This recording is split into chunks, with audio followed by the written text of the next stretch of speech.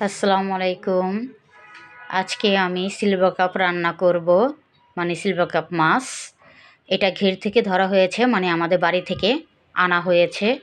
তো এই মাছটা রান্না করব আজকে। আমি ঢাকা শহরে সিলভার কাপ খাই না অবশ্য, বাড়িরটা খাই। কারণ বাড়ির মাছ এত মিষ্টি হয় সিলভার কাপ, মানে না খেলে বুঝতে পারবেন না যে কি বললাম।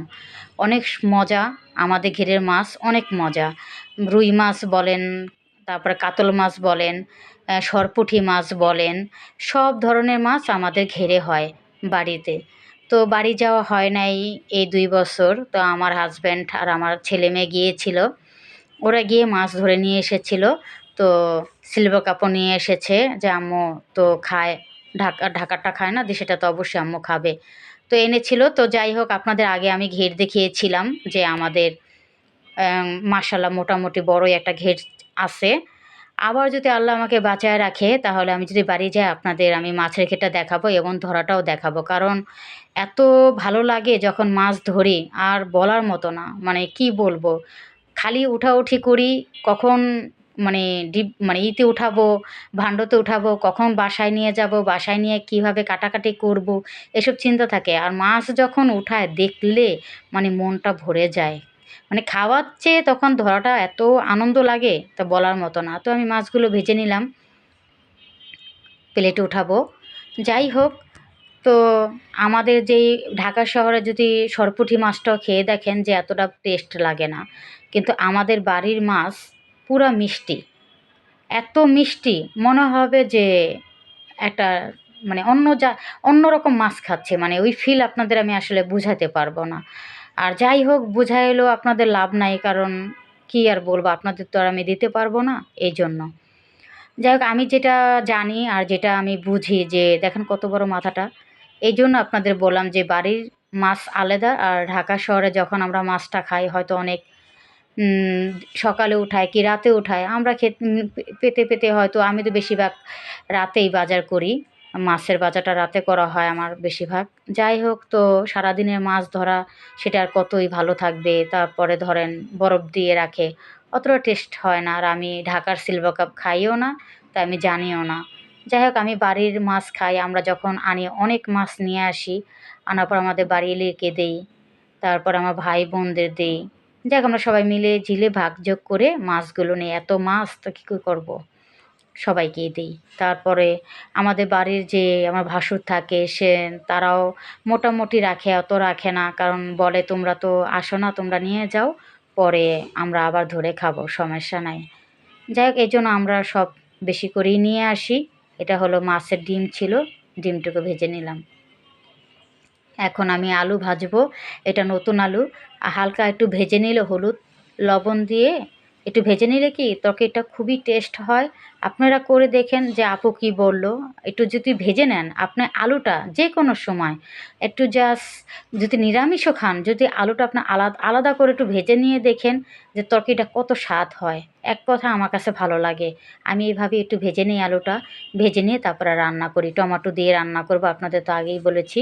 নতুন আলু আর টমেটো, ধনিয়া পাতা দিয়ে আমি রান্না করব। আজকে আমি তরকারিতে কাঁচামরিচ দিব না। কারণ আজকে আমি একটু ঝাল, ঝাল রান্না করব। এজন্য গুঁড়া মরিচ দিয়েই আমি রান্না করব। তেল দিয়ে দিলাম, পেঁয়াজ দেব। পেঁয়াজ আমি অল্প দিব, বেশি দেব না।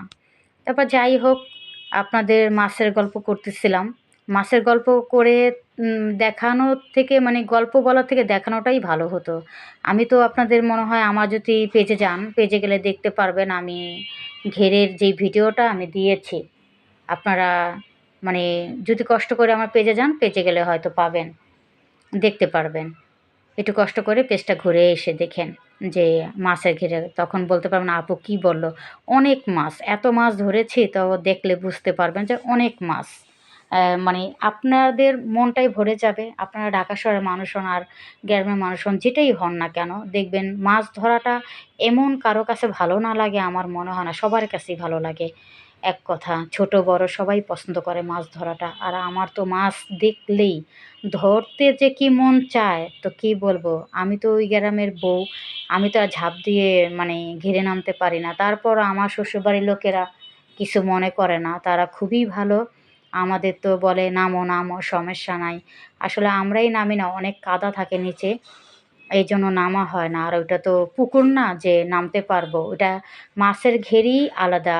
কারণ অল্প পানি থাকে মাছের ঘেরেতে, ওইখানে কাদাটাই বেশি থেকে যায়। এইজন্য ওইটাতে নামা মানে অনেক ক্রিটিক্যাল হয়ে যায়। যাই হোক, তারপরও মন চায় নামার জন্য। মনকে একটু আটকিয়ে রাখি চারপাশে যখন ওই শাক-টাক, তারপরে ধরুন অনেক ধরনের তরকারি লাগাই ঘেরে। এই শীতের দিনে যদি আপনাদের দেখাতে পারতাম তাহলে আরও অনেক সুন্দর হতো। কারণ অনেক কিছু তারা লাগায় আমার ভাসুরে। যাই হোক, আমার মাছ ভুনাটা হয়ে গেলে আদা রসুন দিয়েছি দেখেছেন তো, লবণ হলুদ দিয়েছি একসাথে। আর আপনারা তো জানেনই যে টমেটোটা দেখেন আমি হালকা কষিয়ে তারপর আলুটা দিলাম। কারণ আলুটা তো আগেই ভেজে রেখেছি। তো এইজন্য কড়াইটা একটু হলেই পড়ে যেত। একটা বড় আকারে দুর্ঘটনা ঘটতো। যাক আলহামদুলিল্লাহ ঘটে নাই। কমায় জালটা কমালাম তাড়াতাড়ি করে ভয়তে। পানি দিয়ে দিলাম, কষানোর পরে পানি দিয়ে দিলাম। আমি একটু আলুতে একটু পানি বেশি দেই, কারণ আলু দেখবেন আপনার তরকারিটা একটু টেনে নেয় কিন্তু। দেখবেন টেনে নেয়, পানি টেনে নেয়। এইজন্য সবসময় আলুতে একটু বেশি করে পানি দিবেন। আর আমি মাছটা এখনই দিয়ে দিব। আপনাদের আগেও বলেছি, এখনও বলছি, আমি পানি উতরানোর আগে মাছটা দেই। কারণ এই দেখেন মাথাটা অনেক বড়, এর ভিতরে মশলা যেতেও সময় লাগবে। তো এইজন্য আপনারা কী করবেন, যখনই পানি দিবেন তখনই মাছটা দিয়ে দিবেন। দিয়ে দিলে কি হয়, যত লবণ বলেন, মশলা বলেন, যা বলেন আপনার মাছের ভিতরে একেবারে উতরাইতে মানে উতরাইতে, উতরাইতে মনে করেন সব ভিতরে চলে যাবে মাছের। আর মাছটা খেতেও অনেক মজা হবে, অনেক মজা হবে। একটা নরম হয়ে যায়। প্রত্যেকটা মাছ একেবারে পুরো পারফেক্টভাবে লবণ-টবণ থেকে শুকে সব কিছু যায়। আমার তরকারিটা দেখেন আলহামদুলিল্লাহ হয়ে গেছে। ধনেপাতা দিয়ে দিয়েছি। এখন আমি নামিয়ে ফেলবো। দেখেন কত সুন্দর হয়েছে। একবার করে খেয়ে দেখেন আপুর কথা যে কী বলল আপু, দেখেন কত সুন্দর কালার হয়েছে। ভালো থাকবেন আশা করি। রান্নাটা করে খাবেন। আল্লাহ হাফেজ।